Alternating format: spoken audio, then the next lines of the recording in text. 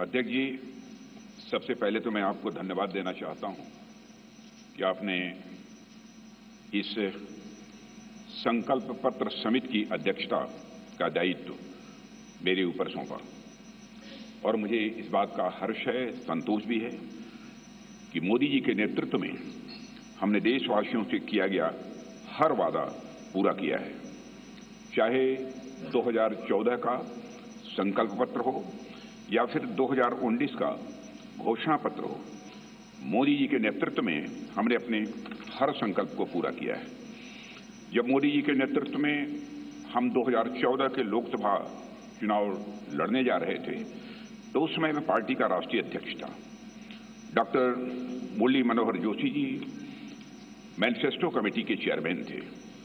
मोदी जी के आग्रह को ध्यान में रखते हुए पार्टी का जो संकल्प पत्र तैयार किया गया था उसमें इस बात का विशेष ध्यान रखा गया था कि जो भी संकल्प हम देश के सामने रखें उसे हम निश्चित रूप से पूरा करें।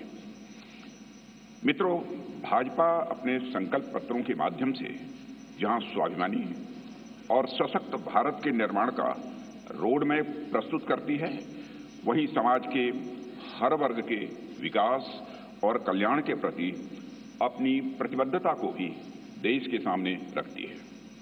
5 साल पहले 2019 में संकल्पित भारत, सशक्त भारत के उद्घोष के साथ जो घोषणा पत्र हम लेकर आए थे उसमें हमने आजादी के 75 वर्ष पूरे होने पर भारत की एक संकल्पना रखने के साथ साथ 2047 के भारत की भी रूपरेखा देश के सामने रखी थी।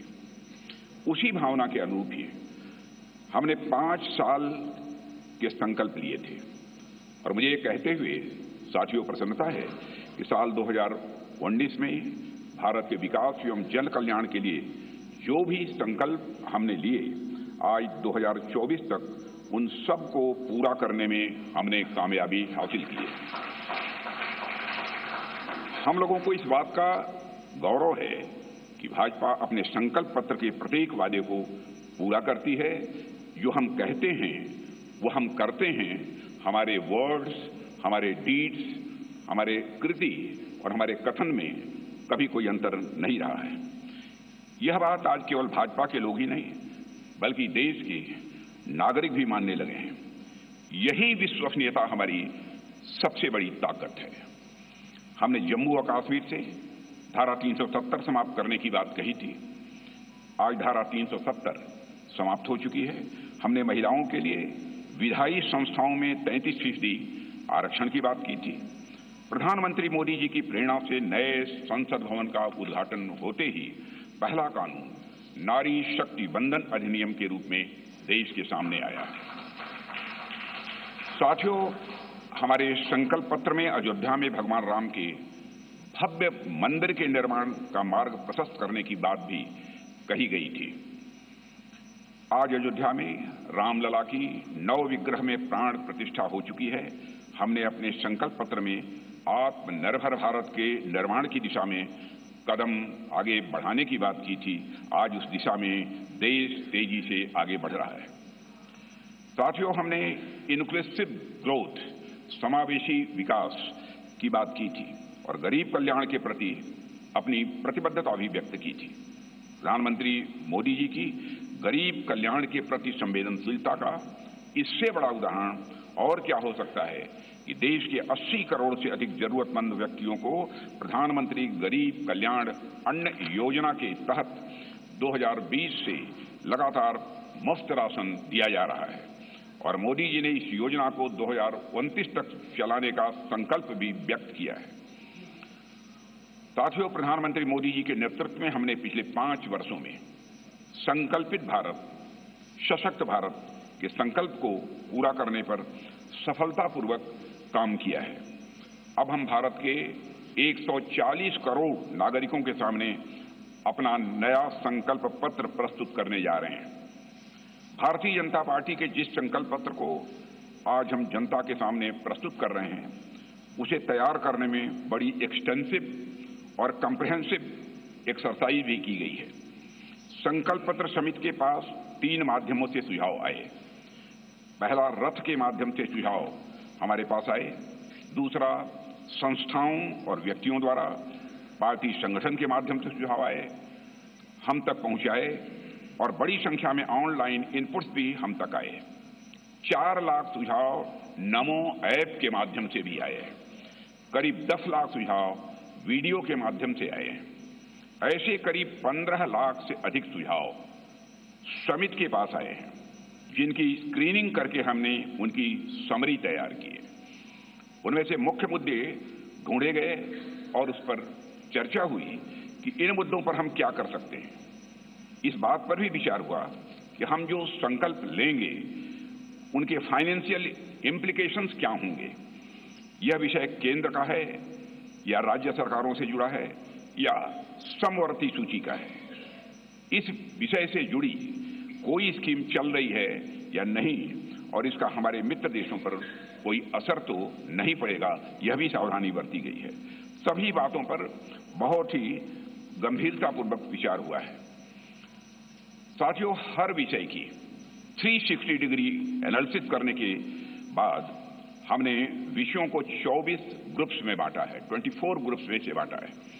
इनमें से 10 सोशल ग्रुप्स बनाए गए, जिनमें गरीब, युवा, मध्यम वर्ग, नारी शक्ति, किसान, श्रम शक्ति, मछुआरे, एसएमईज, विश्वकर्मा, स्मॉल ट्रेडर, वंचित वर्ग, सीनियर सिटीजन एवं सबका साथ सबका विकास, जिसमें समाज के अन्य पिछड़े व कमजोर वर्ग शामिल हैं।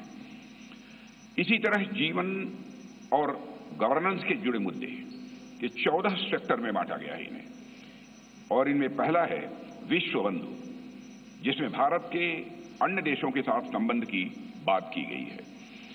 फिर है सुरक्षित भारत, जिसमें भारत की आंतरिक और बाह्य सुरक्षा का विषय है। तीसरा है समृद्ध भारत, चौथा है ग्लोबल मैन्युफैक्चरिंग हब, पांचवां वर्ल्ड क्लास इंफ्रास्ट्रक्चर, छठा ईज ऑफ लिविंग, सातवां विरासत का विकास, आठवां है गुड गवर्नेंस यानी सुशासन, नवां है स्वस्थ भारत, 10वां गुणवत्तापूर्ण शिक्षा, 11वां है खेल का विकास, 12वां है सभी क्षेत्रों का संतुलित विकास करना, 13वां है इनोवेशन एंड टेक्नोलॉजी और 14वां है सस्टेनेबल इंडिया, जहां पर्यावरण से जुड़ी हुई बातें। हमारे संकल्प पत्र का हर संकल्प मोदी की गारंटी से युक्त है। मित्रों, आज भारतीय राजनीति में मोदी की गारंटी 24 कैरेट सोने जितनी खरी मानी जाती है।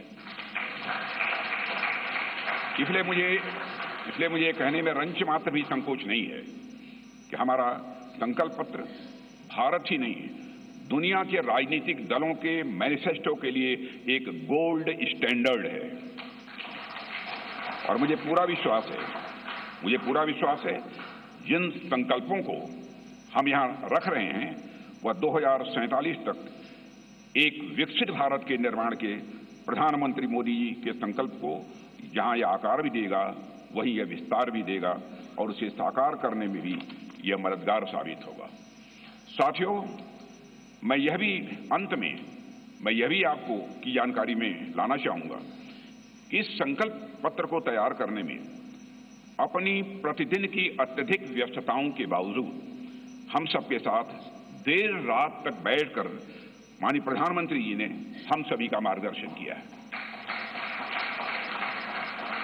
उनके पास बैठने के बाद और उनके विचारों सुनने के बाद मैं स्वयं इस नतीजे पर पहुंचा, कैसा होगा हमारा विकसित भारत, जहां इस संबंध में उनके अंदर पूरी स्पष्टता है, वहीं पर आत्मविश्वास है कि यह हासिल होकर रहेगा।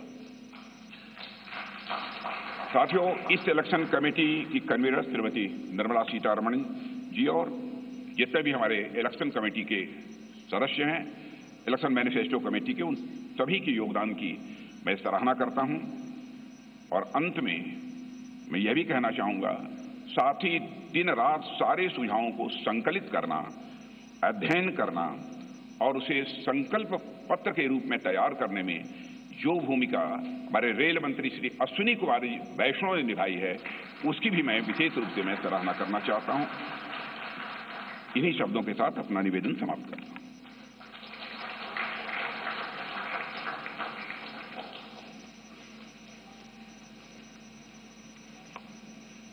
संकल्प पत्र लोकार्पण का आज का दिन विशेष हम सब के लिए है। आज 14 अप्रैल भारत रत्न पूजनीय डॉक्टर बाबा साहेब भीमराव अंबेडकर जी की जयंती है और इस शुभ दिवस पर मैं आदरणीय प्रधानमंत्री जी को, आदरणीय राष्ट्रीय अध्यक्ष जी को और अन्य सभी नेताओं को संकल्प पत्र का लोकार्पण करने का नम्र अनुरोध करता हूं।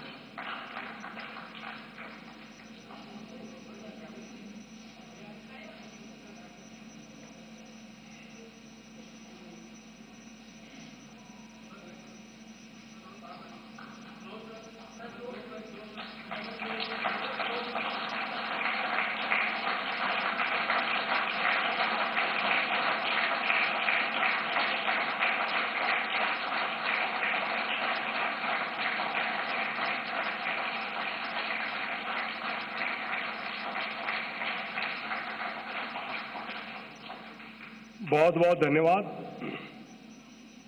आदरणीय प्रधानमंत्री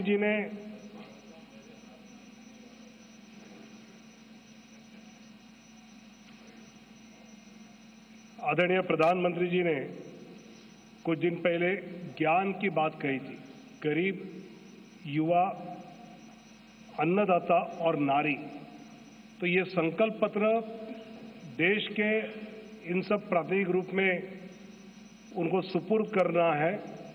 मैं सबसे पहले दिल्ली के गांधीनगर में रहने वाले रघुवीर जी को मंच पर आमंत्रित करता हूं।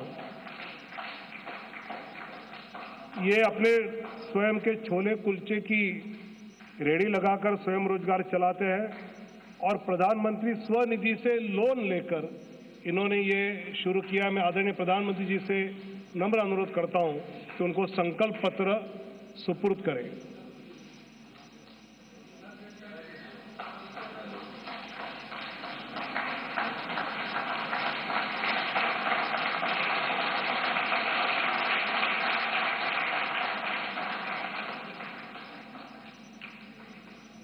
श्री रवि कुमार ये युवा है और इन्होंने गाजियाबाद